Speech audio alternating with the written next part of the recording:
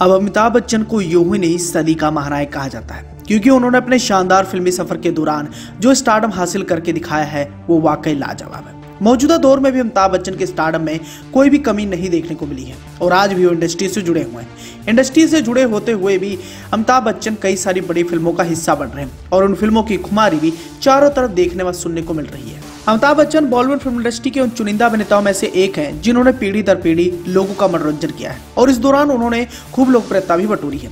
आज इंडस्ट्री का बड़े से बड़ा सुपरस्टार अमिताभ बच्चन का नाम बड़े अदब से लेता है और अमिताभ बच्चन का यही रुतबा दिन प्रतिदिन बढ़ता ही जा रहा है। अब एक तरफ जहां बॉलीवुड फिल्म इंडस्ट्री के अमिताभ बच्चन महानायक कहलाए जाते हैं, वहीं दूसरी ओर अमिताभ अपने बेबाक अंदाज के लिए भी जाने जाते हैं।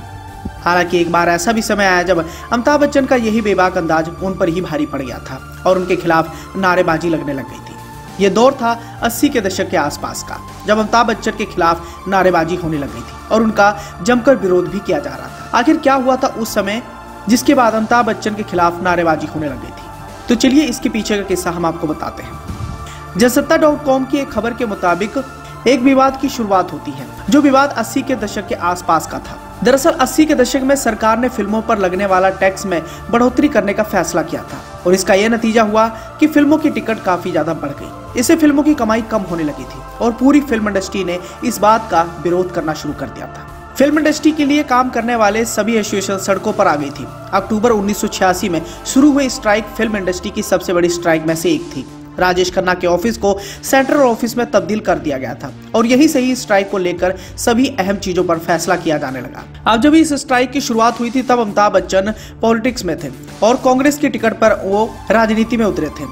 लेकिन एक तरफ जहां ये एसोसिएशन इस बात का विरोध कर रहा था, वहीं दूसरी ओर अमिताभ बच्चन ने एक बड़ी गलती कर दी थी, जिस बड़ी गलती का खामियाजा भी उन्हें भुगतना पड़ा। अब राजेश खन्ना के ऑफिस के घर के बाहर बड़े से बड़े स्टार बैठने लगा और यहाँ से वह रोजाना प्रेस कॉन्फ्रेंस करते थे और अगले दिन की रणनीति भी तैयार करते थे।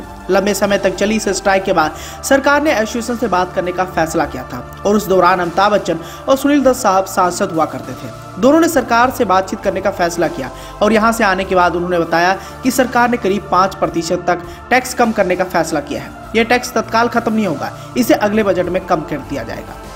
अब अमिताभ बच्चन ने ये सोचा कि अगर ये बात मैं बताऊंगा तो शायद मेरी लोग तारीफें करेंगे, लेकिन ऐसा नहीं हुआ। अमिताभ ने जैसे इस बात को एसोसिएशन के सामने रखा, वहां पर सभी मौजूद लोग काफी ज्यादा नाराज हो गए और उन्होंने अमिताभ बच्चन मुर्दाबाद के नारे लगाने लगे। देवानंद साहब इसमें सबसे आगे थे और उन्होंने कहा कि अमिताभ बच्चन ने इस स्ट्राइक को नष्ट करने का प्रयास किया है। देवानंद साहब के साथ मौजूद अन्य लोग भी अमिताभ बच्चन के साथ धक्का मुक्की करने लगे थे, लेकिन उन्होंने समझाने का प्रयास किया और किसी तरह अमिताभ को वहां से निकाला गया। अमिताभ के इस फैसले का प्रोड्यूसर एसोसिएशन ने खुला विरोध किया, लेकिन कुछ समय बाद स्ट्राइक खत्म हो गई।